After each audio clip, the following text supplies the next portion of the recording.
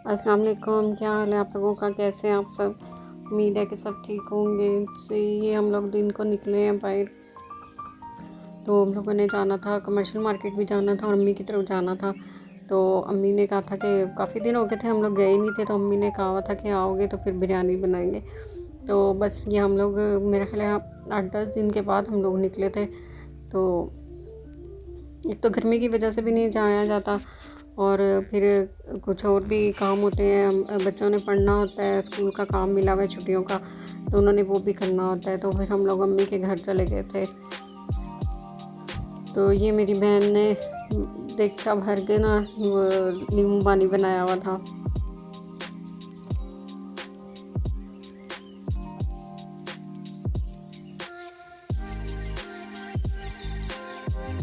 तो मज़े का ये बना था, ठंडा ठंडा नींबू पानी।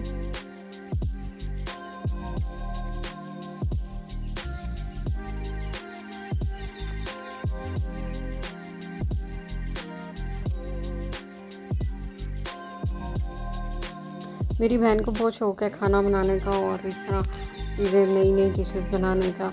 तो फिर ये पानी पी के हम लोग फिर चले गए थे, कमर्शियल मार्केट चले गए थे। तो वो क्लिप्स तो मैंने रह गए थे, मुझे चीज़ें लेनी थी तो मुझे याद भी नहीं रहा बनाने की। तो फिर जब हम लोग वापस आए थे, ये बिरयानी अम्मी ने बनाई हुई थी।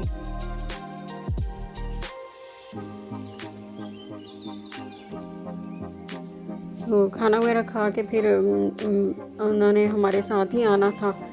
तो ये फिर रास्ते में बच्चों ने कहा कि नानो आइसक्रीम खिलाएं। तो उन्होंने फिर नानी को घेर लिया और उन्होंने नानी से आइसक्रीम खाई। सॉफ्ट वाले पे रुक गए थे, तो ये फिर उन्होंने आइसक्रीम खाई इनसे। ये फिर रास्ते में ही हम लोग फ्रूट भी ले आए थे, लीची लेके आए हुए थे।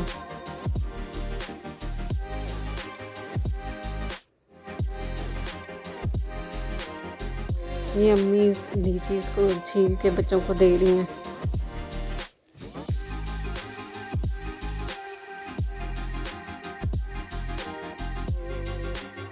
ये पॉपकॉर्न्स पड़े हुए थे, तो मेरी बेटी ने कहा कि माइक्रो में बनाते हैं ना। वो बैठी हुई थी तो बस इसको दिलाया कि बस ये बनाने का, खाने का। तो कहती है माइक्रो में बनाते हैं। तो फिर ये बनते भी माइक्रो में है, ये दूसरे वाले पैकेट वाले। तो इसने फिर ये माइक्रो में बनाए, और ये जब बना ना तो इसकी खुशबू पूरे घर में इसकी फैल गई थी। पॉपकॉर्न की तो वैसे भी खुशबू अच्छी सारे घर में फैली होती है। इसको बनाते हुए बहुत एहतियात भी करनी पड़ती है, खोलते हुए भी। तो ज़रा सा टाइम अगर ज़्यादा हो जाए तो जल भी जाते हैं। ये हम लोगों ने लगा दिया था टाइम, 2.5 मिनट का मैंने टाइम लगाया हुआ था। तो फिर 3 मिनट का टाइम लगा दिया मैंने, तो 3 मिनट में ये कुछ ज़्यादा हो गए थे। जले तो नहीं थे, लेकिन 2:40 इतना ना इनके लिए टाइम सही रहता है। 40-45 मिनट, 2 मिनट 40 सेकंड या 45 सेकंड ना इनके लिए सही रहता है। तो ये अब मेरी बेटी देख रही थी बीच में से माइक्रो में कि ये फूलता भी किस तरह फूल जाते हैं। ये बीच में आवाज़ें आती है इनके बनने की।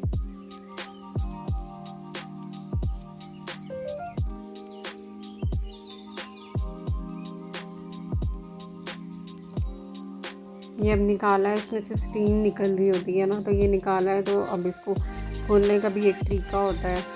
इसको ऐसे तिरछा पकड़ के खोलते हैं, जो आमने सामने वाली साइड्स होती हैं ना उनको खोलते हैं इस तरह। तो ये स्टीम आराम से निकल जाती है, इससे हाथ भी नहीं जलता।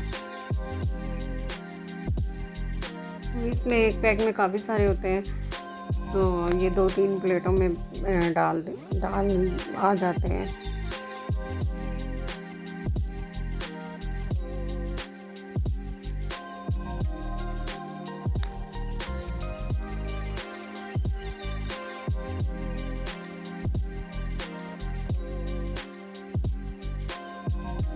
जितनी देर में इन्होंने ये अपनी पार्टी मनाई हुई थी, तो फिर इतनी देर में ये मेरी बेटी ने कोफ्तों का सालन बनाया हुआ था। मैंने फिर रोटी बना ली साथ में।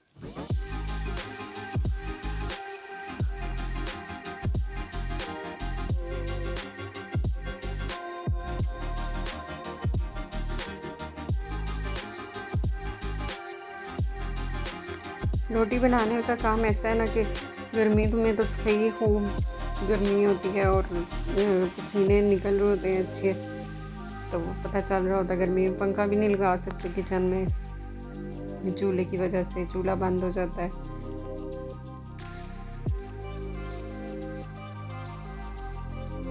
दूसरा इलेक्ट्रिक जो चूल्हा है ना वो मैं लगाती हूँ तो फिर मैं पंखा लगा लेती हूँ, लेकिन ये वाला चूल्हा जो है इस उस पर इलेक्ट्रिक पे रोटी तो नहीं बनती, इसके ऊपर रोटी बनाते हैं तो फिर चूल्हा नहीं लगाती, पंखा नहीं लगाती सॉरी। इलेक्ट्रिक लगा हो ना तो उस पर सालन वगैरह बनाए या कुछ बनाए, खा कोई भी चीज़ बनाए तो मैं फिर पंखा साथ लगा लेती हूँ।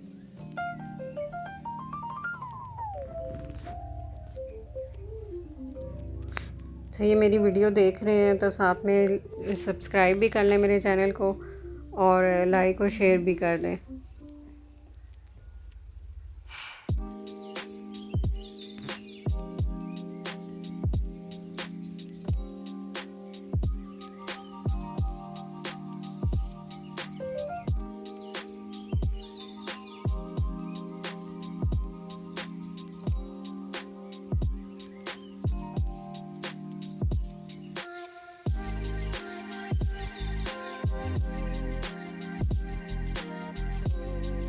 जी तो ये रोटियां बन रही हैं आहिस्ता आहिस्ता, और ये मेरी बेटी आटा मांग रही थी, रोटी बनाओ तो बस इसके शुरू हो जाती है कि मुझे भी आटा दे दें। तो वो फिर आटा लेके बाई टेबल पे रख के तो उसको अच्छी तरह फैला के उसको तो अपनी तरफ से रोटी बनाती है।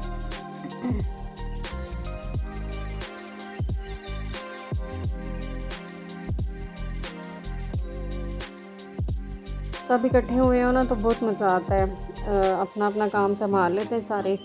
तो मैंने रोटी बनानी थी, बेटी ने मेरी सालन बना दिया था, अब बाकी जो काम है वो बाकी बर्तन वगैरह रखना और ये सब इस तरह बाकी मिल के कर लेंगे सब।